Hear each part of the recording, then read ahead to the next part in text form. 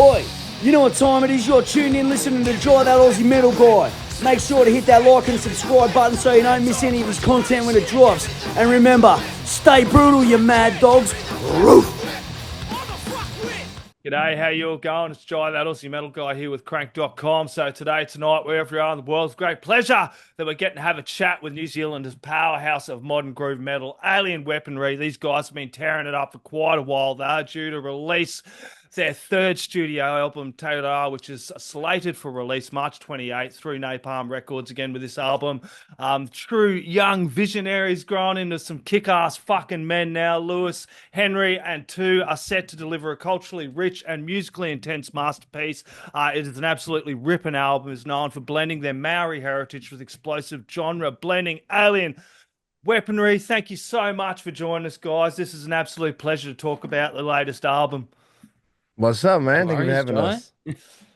Really enjoying the album, guys. First off, can you tell me a little bit about kind of how you've approached the songwriting for this album? Because it is, to me, it is kind of your heaviest album and most powerful album to date. You kind of have taken that little bit of a fucking step up, like Alien Weaponry have always been kicking ass. But to me, it just seems like a little bit more of a step up in the evolution, in the sound and the growth, and kind of experimenting with new sounds as well, while still keeping your foot firmly in exploring the cultural heritage and themes you've come from.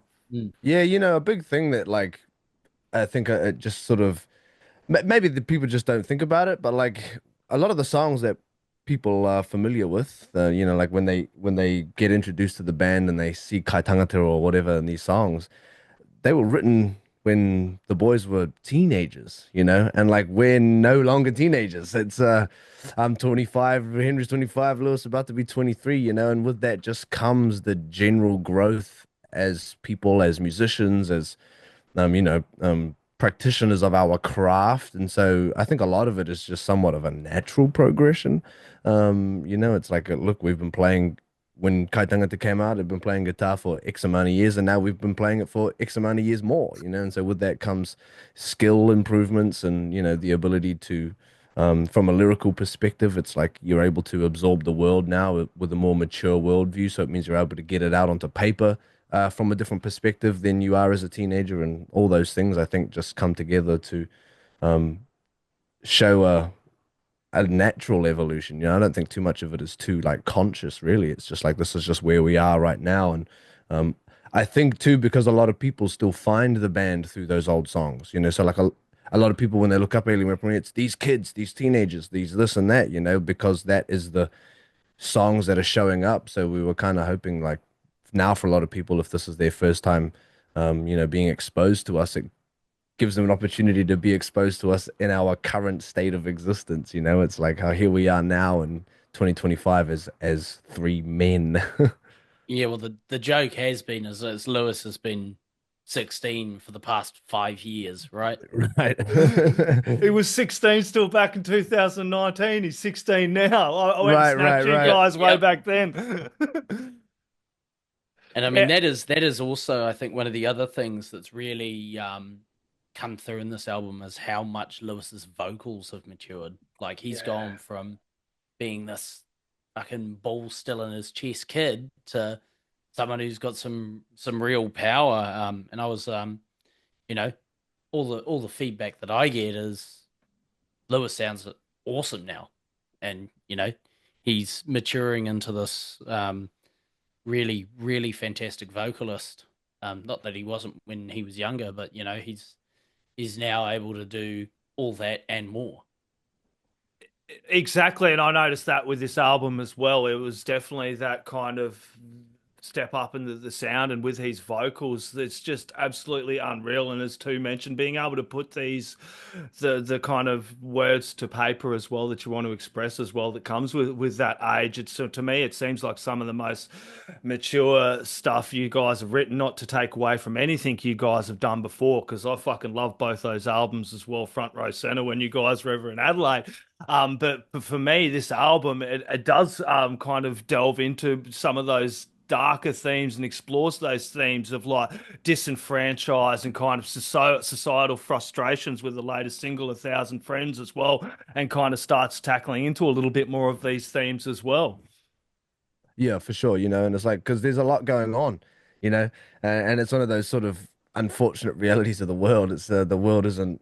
It's actually predominantly not sunshine and roses. It has its moments, of course, but there's so much going on out there right now that obviously affects Lewis or affects us. When we're writing our songs, and it's music can be such a good catalyst for starting those conversations. Because. You imagine you go to talk to some dude and you're like, oh, but this and this, what do you think about colonization? Or what do you think? And nobody wants to listen to you, you know what I mean? But you play a song for somebody and they go, oh man, this song's sick. What's it about? Oh, it's about colonization. Oh, really? What about? And so it sort of helps bridge the gap between like trying to open up those conversations for people, those difficult conversations. But we kind of need to have these conversations, and I'm glad bands like you, my two children are of Indigenous descent over here in Australia, and they call it truth telling. You know what I mean? We need to be able to talk about what's happened in our history and what's happened in our past through colonization and things like that, in order to be able to move forward as a culture. And I think you guys have been, had hiccups in the way, but you do it a lot better than fucking Australia does. I can give you that much. Well, that's the thing. It's like.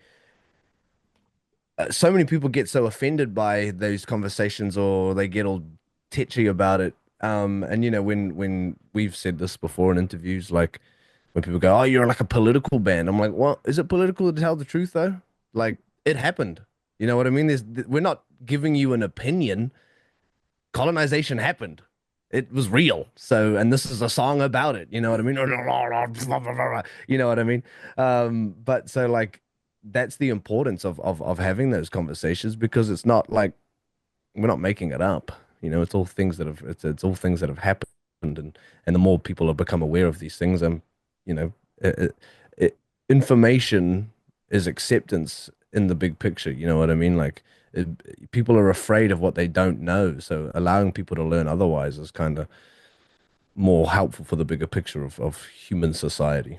Exactly. We need more truth telling in society. So as we mentioned, your lyrics often do delve into cultural, historical, and societal themes as well. How do you approach blending kind of these kind of stories as well in with the personal and universal struggles that you guys all go through?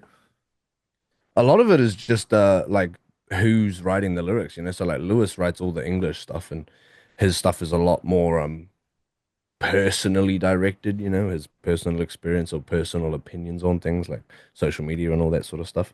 And then it just kind of naturally seems to fall in like a 50-50-ish way, It's like there's not too much discussion going. I don't think we've ever had to be like, no, we don't need this song because we need an extra Māori song. I think it just happens to fall, Yeah. pretty well into place. It's also something that's, it sits there in the back of our minds while we're writing the album and everything. But like Tu said, we've never had to change the language of a song or try and go with a different song on any of these albums. It just has this kind of natural falling into placeness. And sometimes there's a touch more Māori or a touch more English. Yep. But, at the end of the day, I don't think we're ever going to be trying to do a perfect 50-50 split on it either. And it's funny sometimes seeing, with the latest single we just put out, occasionally you'll get fans fans. Obviously, they don't listen to all of the music. They mostly listen to the Māori music, and they don't realize that we write a lot in English as well. And, for some people, that's like the main thing that they're drawn to with the band, and that's understandable. But there's a lot of people out there that really like the English songs as well. So you get people in the comment section going, "Don't forget your roots, boys," and we're going, "No, we haven't. Still doing the half and half." Yeah. I know our roots are half and half, and it's always been that way. We grew up bilingual. That's kind of our whole thing. Right. Yeah, exactly. And there's some great songs as well, like Hanging by a Thread, Myself to Blame, Blackened Sky as well. But there are some really great songs that do, as we were mentioning, pay homage to the Māori culture as well. Tell us Mm. about some of these tracks. I'm not going to try and annihilate it there being an Aussie too, but I love the tracks like these because I'm over there Googling the name, and then looking at what it means, like Ponaturi, did I get that wrong? Probably Yeah, yeah, yeah. hugely No, that wrong was pretty good. as well, and Tama Nuatura as well. Yeah. I'm not sure if I buggered that up as well. The personification of the sun, the Maori language, great son of the sun. It's just, and then looking into the stories and the history as well. Is that kind of what you guys kind of hope to achieve with some of the listeners? For me, I love looking into the history of you guys, the names of the song, Googling it, and then kind of Mm. finding about kind of what you guys are talking about. So tell us about some of the songs for you guys that you kind of pretty personal for touching on the Maori culture with this one. Yeah, like that's the ultimate goal, is like trying to encourage people to absorb media a little bit further than the face value, I suppose, And it happens sometimes, we will have people who've been listening to us and then we'll post something on our socials that's be like, colonization is bad, and then they're like, "Oh my God, you've gone woke all of a sudden." I'm like, "What are you talking about? Like, who have you been listening to for the past three albums? You know what I mean? They've always talked about colonization. So some people don't go any further than listening to the song, but we encourage it, of course. And there's so much cool stuff to learn. Like if you dive into the lyrics of our songs, and those two that you mentioned, Tamanui Tera and Ponaturi, they are taken from our mythology, if you will, or our legends. And particularly Ponaturi, it's like the one song on the album we say that is just there because it's fun and a heavy metal subject matter. It's about this Mm. guy whose father's bones were stolen by these sea demons, and he goes to their lair underwater and he murders them all. You know what I mean? It's like it's just kind of hard out. There's like no metaphor there, or not at least when I'm trying to tell the story by writing those lyrics.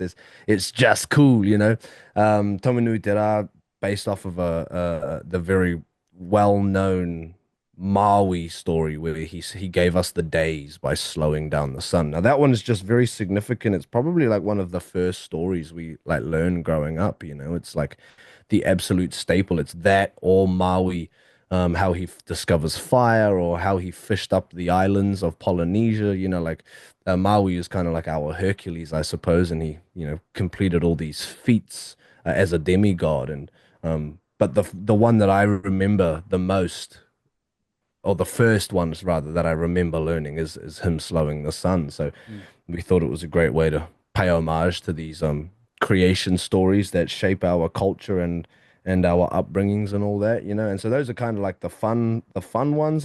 Then you get the more culturally historical ones, if you will. And I know some people get a little tetchy about me using the term mythology because some Maori do consider that history as well. But for clarification's sake, for broader audiences, I tend to use mythology. So then we do have like the historical things, so like Momoko about the tattooing, of course, and then the videos about the heads and Crown, the opening track, it blasts off and then it's about incarceration rates across minority groups and how they're disproportionately represented because of things like colonialism and how pushes into poverty and poverty pushes you into crime and blah blah blah blah blah. And then Te Riri o Tāwhiri Mātea, which is the really long name song, was actually about cyclones that struck New Zealand a few years back. And there were these, very severe weather events that uprooted a bunch of Māori communities and who didn't have the means to kind of support themselves when it happened. But that's also kind of a climate commentary as well, because it's like, why? These were not, we don't get them all the time, it's these kind of freak events that keep happening over and over again now that the world is shifting and changing. So we cover a lot of bases in the Maori stuff, not always personally lived experiences, but things that are happening in the world around us. Yeah. Um, just on the note you made a while back as well on the kind of pronunciation side of things. Yeah. And I guess it kind of it relates to anyone who's wanting to actually um put effort in and make sure they're saying things right if they're speaking to Te Reo Māori, which by the way, your efforts were commendable and certainly better than most people over here. would give a go at. So yeah, I mean, I find the easiest thing to tell people is if you're unsure of how to say a word, but you've got it written down. Um, MaoriDictionary.co.nz. Every single word in that dictionary has an audio clip that you can play, and it's gonna be correct. So, um, yeah, and it's a great resource as well. I mean, even when we're writing as a band, like I would say Tūranga and I are for the most part fairly fluent in Te Reo Māori, but sometimes there's some pretty out there words and very complicated words that we didn't learn growing up. But we're like, oh, this word doesn't quite fit. Is there another word we can use here? We go to Te Aka Māori Dictionary, and generally there's some pretty great stuff on there, and it gives you awesome context and in situ word in a sentence and everything, and of course the pronunciation as well. So that's something that if anyone's unsure about whether they're saying it right or wrong, go for that. Yeah, I'm gonna get sidetracked here, but I think it's great that you learn the tongue in school growing up. That's something we should be doing here in Australia, in all fucking schools, learning the Indigenous tongue for our area and that dialect of the main dialect in the area. I have two daughters of Indigenous descent, and I couldn't communicate with them, and they don't know much of their tongue as well. So I've always had huge respect for New Zealand and the way they've dealt with things over there. And I know it could be a lot bloody better, but we've got a lot we could learn just from our brothers over there in New Zealand and Well, sisters over there in New Zealand for sure. yeah, it's funny you say that actually, because as kids growing up, the only reason Lewis and I actually learned Maori properly Yep. was because we went to Kura Kaupapa, which is like an immersion school. Okay. You only speak Māori, you do all your learning in Māori and everything.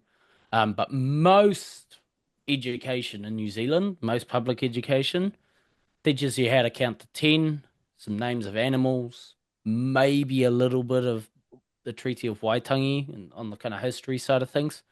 You're not going to be speaking Māori out of school in New I don't Zealand get unless it you though. decide you want to take it as a subject. And even then, I found, at least during my high school years, taking Māori as a subject, you still don't come out fluent. You've got to go to university Yeah. Oh, or yeah, do but some sort of we do separated course. stupid like Chinese or fucking Indonesian or Yeah, German. take I French, mean, man, mate. I was doing like I had fucking detention that often with German. I probably would have got more into it if I was actually learning something about my own bloody country and my own heritage and kind of where I'm living and the real history of where we Mm, are. yeah. Yeah, for sure. It's like it is a shame. There was plenty of times where, like at school, actually, one of the schools I went to, they didn't even offer it as a course, because they were like, oh, well, what use is that language outside of New Zealand? And it's like, well, here we are now playing shows all over the world to people singing back in our language to prove you otherwise. Yeah, there's one to that person there who bloody Yeah, said that. exactly. And getting to play with Randy Blythe as well on that Taniwha track. That is Oh, absolutely bloody ripping. Tell me about what it was like to work with the almighty Randy Blythe. Yeah, I mean, no, it came about kind of funny. Like, we obviously worked with Josh Wilbur on the record too, Yes. who has produced the majority of Lamb of God's Osmosis. records. But Yeah.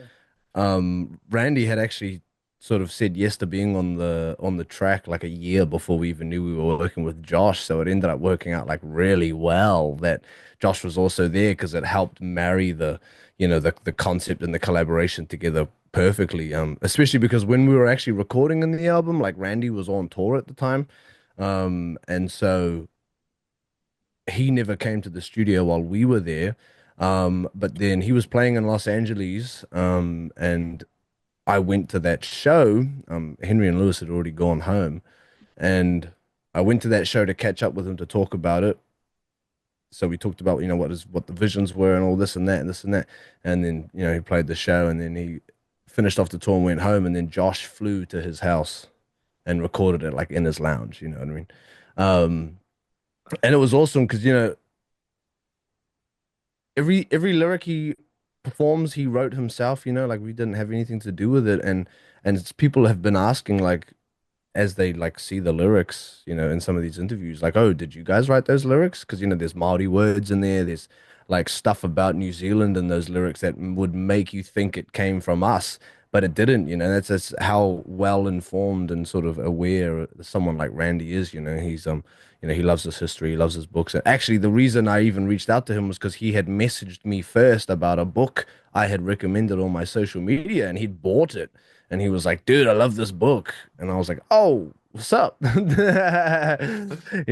that's why I felt comfortable reaching out to him in the first place to ask about the collaboration. And it turned out so good. We've actually been playing it. Obviously, like most of the world hasn't heard it yet, but the New Zealanders, we're currently on our New Zealand tour, and New Zealanders, we've been playing it for them live at our headline shows for them.